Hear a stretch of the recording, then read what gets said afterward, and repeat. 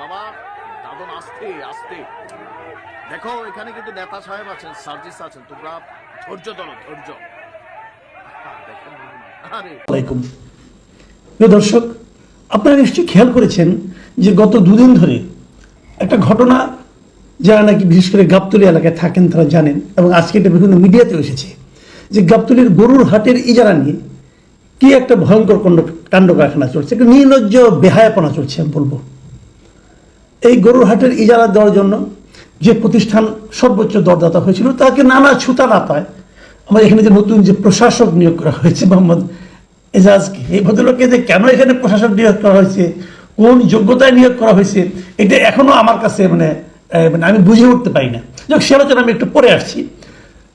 যিনি সর্বোচ্চ দরদাতা হয়েছেন তাকে দেওয়া হয়নি কাজটা, বলে কি ওটা নাকি পদ্ধতিগত ভুল আছে। ঠিক আছে, পদ্ধতিগত ভুল আছে, তারপর কি করছেন উনি নিজেদের লোক দিয়ে ওটা দিয়ে এখন অন্তর্বর্তীকালীন হিসাবে মানে নতুন করে আবার ইজারা দিবেন, সেটা ডাকবেন, ডাকতে ডাকতে আগামী কোরবানি ঈদ চলে যাবে, কোরবানি ঈদের পরে আসবে কেউ একজন, টাকাটা কি হবে। যদি কোরবানি ঈদই চলে যায়, এই হাটের ইজারার সবচেয়ে বড় ইনকামটা হয় কোরবানি ঈদকে কেন্দ্র করে। এখন যদি কোরবানির ঈদ চলে যায় তারপরে কি সে টাকাটা আসবে, সেই দর আর কেউ দেবে না। সর্বোচ্চ দরদাতা প্রায় 22 কোটি টাকা দর দিয়েছিলেন, কিন্তু সেটা বাদ দিয়ে এখন উনি উনার লোক দিয়ে তুলতেছেন। যদি 22 কোটি টাকা হয়ে থাকে সেক্ষেত্রে দেখা যায় আমাদের ভ্যাট ট্যাট সমস্ত যোগ করলে পরে যে টাকাটা হয়, তখন দেখা যায় দৈনিক ওখান থেকে ইজারা ওঠে প্রায় 7 লাখ টাকার মতো দৈনিক হিসাবে। আর উনি এখন করছেন কি, খাস আদায় করছেন, ওনার লোকজন দিয়ে খাস আদায় করছেন, এবং সেখানে হচ্ছিল তো গত 6 দিনে উঠছে 5 লাখ টাকা। বুঝে নিল ব্যাপারটা, মানে হরিলুটের কোন অবস্থা। এবং আরো ইন্টারেস্টিং হলো যে এই কাজটা যারা করছেন তারা হলো ওই দরপত্রে যারা অংশ নিয়েছিলেন তার মধ্যে যিনি তৃতীয় হয়েছেন তাদের লোকজন, মানে যাদেরকে এজাজ সাহেব দিতে চেয়েছিলেন, মানে উনি যাদেরকে দেওয়ার জন্য আগ্রহ প্রকাশ করেছিলেন, ওনারা বোধহয় বিড করেছিল 14 লাখ সামথিং, 14 কোটি সামথিং, আর সেখানে সর্বোচ্চ দর উঠে গেছে 22 কোটি টাকা। তাহলে তখন তো হবে না, 22 কোটি যে দিয়েছে তাকে না দিতে পারবেন না, অতএব বাতিল। বাতিল করে উনি কি বললেন যে একটা এই ধরনের বিজ্ঞপ্তি দিলে পরে সে নাকি সেন্ট্রাল প্রকিউরমেন্ট টেকনিক্যাল ইউনিট নামে একটা সব প্রতিষ্ঠান আছে, তাদেরকে এ নাকি চেক করে নিতে হবে, সেই চেক করিয়ে নেওয়া হয় নাই, অতএব এটা চলবে না। মানে এই ধরনের কাজ, এই ধরনের এই দর মানে আপনার গাবতলীর দরপত্রে এর আগে কখনো প্রয়োজন পড়েনি, এটা এজাজ সাহেব আবিষ্কার করেছেন। মূল লক্ষ্যটা কি?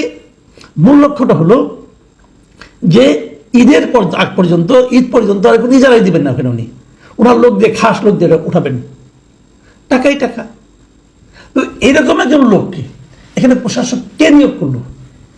দেখুন, এই প্রশাসক নিয়ে, সিটি কর্পোরেশন প্রশাসক নিয়ে নানা ধরনের নাটক কিন্তু আমরা দেখছি।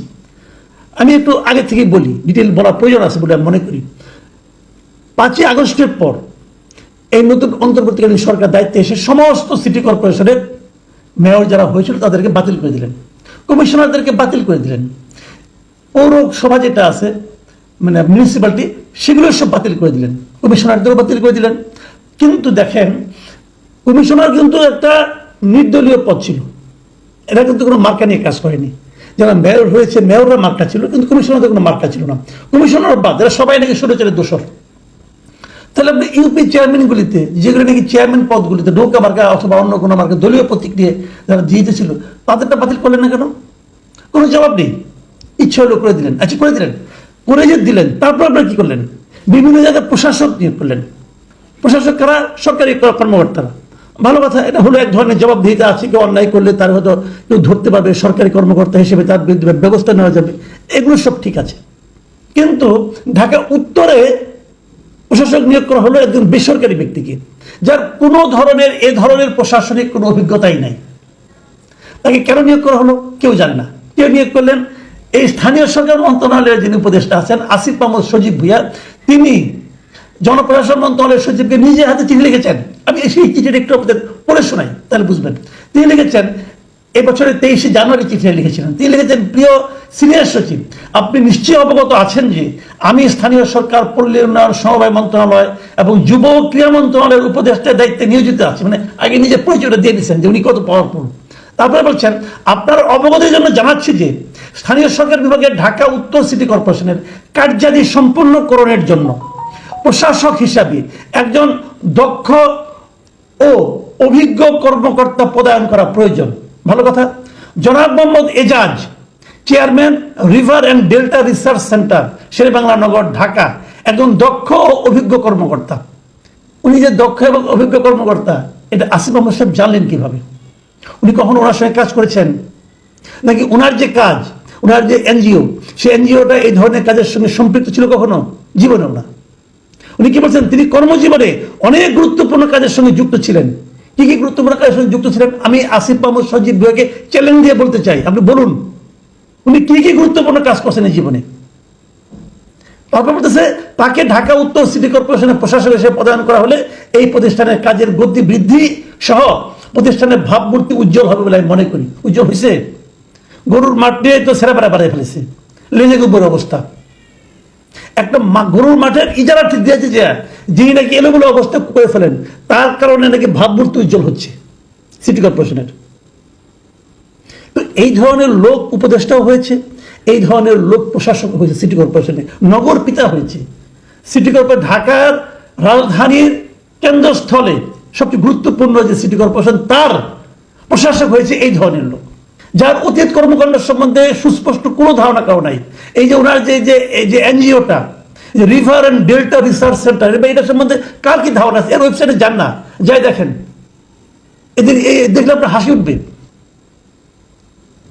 একটা মোহাম্মদপুর এখানে একটা অফিস কিনে তারা এটা করতেছে।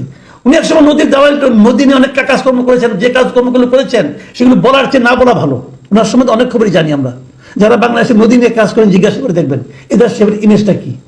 হ্যাঁ, ওনার দুজন খুব পছন্দ, ওনাকে পছন্দ করেন, ওনার সঙ্গে খুব ভালো সম্পর্ক, এরকম আরো দুজন অবশ্য মানে উপদেষ্টা আছেন, তাদের তদবির যে হয়েছে এটা আমরা জানি। এই লোককে দিচ্ছে এই কাজ করতে। আচ্ছা ঠিক আছে, আসিফ মাহমুদ সাহেব তাকে দিচ্ছেন। আসিফ মাহমুদ সাহেব আবার কি বলতেছেন এখন দেখেন। এই যে চট্টগ্রামে মামলা করে আপনার সিটি কর্পোরেশনের মেয়র হিসেবে শাহাদাত সাহেব হলেন, বিএনপি প্রার্থী ছিলেন উনি, আদালত তাকে নিয়োগ করলো, ভালো কথা। ঢাকা সিটি কর্পোরেশনে ইশরাক হোসেনকে আদালত রায় দিল যে এখন ইশরাক হোসেন মেয়র হবে। এইগুলি নিয়ে কিন্তু আবার আসিফ মাহমুদ সাহেবের বিরাট আপত্তি। গত কয়েকদিন আগে, গত শুক্রবারে, এই আসিফ মাহমুদ সাহেব একটা কথা বলেছেন, খুব মারাত্মক কথা। কিন্তু ওনার বক্তব্য হলো যে এই যে হয়েছে পট পরিবর্তনের মাধ্যমে যারা নাকি মানে আপনার পরিবর্তনের পর নির্বাচন আগে হেরে এখন আদালতের মাধ্যমে যারা এসেছে, তাদের ব্যাপারে আসিফ মাহমুদের বক্তব্য হলো যে আদালতের মাধ্যমে আসা নাকি আগের নির্বাচনটাকে জাস্টিফাই করা। এটা হলো ওনার বক্তব্য। অতএব তাদের নাকি পলিটিক্যাল পার্টিগুলো নাকি উচিত হয়নি, এটা ওই ধরনের মন্তব্য উনি করেছেন। যদি উচিত না হয়ে থাকে, ভালো কথা, উচিত হয়নি, তাহলে কিভাবে করে উচিত হতো? আদালত বলতেছে ওনার মেয়র হওয়া উচিত, আর আপনি বলতেছেন এটা নাকি পলিটিক্যাল পার্টিগুলি উচিত হয়নি। তাহলে কোনটা উচিত? আপনি যেটাকে নিয়োগ দিয়েছেন, ভাই আপনার লজিকটা কি, এটা বুঝান না। আপনি একজন লোককে নিয়োগ দিয়েছেন, তাকে নিয়োগ দেওয়ার পেছনে আপনি কি লজিক কাজ করেছে? আপনার মনে হয়েছে আপনি কে হে ভাই? আপনি মনে করলে আপনার ইচ্ছা অনুযায়ী দেশ চলবে, আপনার ইচ্ছা অনুযায়ী ঢাকা সিটি কর্পোরেশন চলবে? আপনি এই ধরনের ইচ্ছা পোষণ করার যোগ্যতা রাখেন? কিভাবে রাখেন? কোন যোগ্যতা রাখেন আপনি? আপনি কিভাবে এক্সপার্ট? আমরা কতগুলি আনারি লোকের হাতে দেশের দায়িত্ব দিয়ে বসে আছি, ওদের লজ্জা শরম নাই, লজিক তো বাদের কথা। এখন আমি আসিফ মাহমুদকে বলবো, আপনার যদি আত্মসম্মান থেকে থাকে তাহলে আপনি যাকে সুপারিশ করেছেন তার কর্মকাণ্ডের বিচার করেন, পারলে পরে পারবেন? দেশে যে রাজস্ব ব্যয় হয়েছে, যেখানে প্রতিদিন 7 লাখ টাকা আসতো, সেখানে যে 6 দিনে 5 লাখ টাকা আসলো, তার আপনি কি ব্যাখ্যা দিবেন?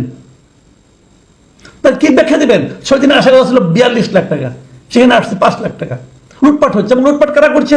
ওরা আবার এসে আবার জড়িত লোকাল কিছু বিএনপির পান্ডারা। তো এই তো দেশ এইভাবে চলছে, এই অপচয়ের দায় কে নেবে? আমি মনে করি এই সমস্ত ব্যাপারে সরকারের এবং প্রধান উপদেষ্টারও নজর দেওয়া উচিত। আপনি কেন, কোন বিবেচনায় কারে কোন উপদেষ্টা বানিয়েছেন, এটা কিন্তু ছেলে খেলা না ভাই। আপনি দেশ দিয়ে ছেলে খেলা করতে পারেন না। যাকে যাকে দিচ্ছে বসিয়ে দিচ্ছেন, সে পারুক আর না পারুক, দেশের মানুষ এটা মেনে নিবে ভাবছেন আপনি? এর জন্য একদিন জবাবদিহি করতে হবে, সবাইকে জবাবদিহি করতে হবে। সেই জন্য মেন্টালি প্রস্তুত থাকেন। প্রিয় দর্শক, এখন এই পর্যন্তই। আল্লাহ হাফিজ।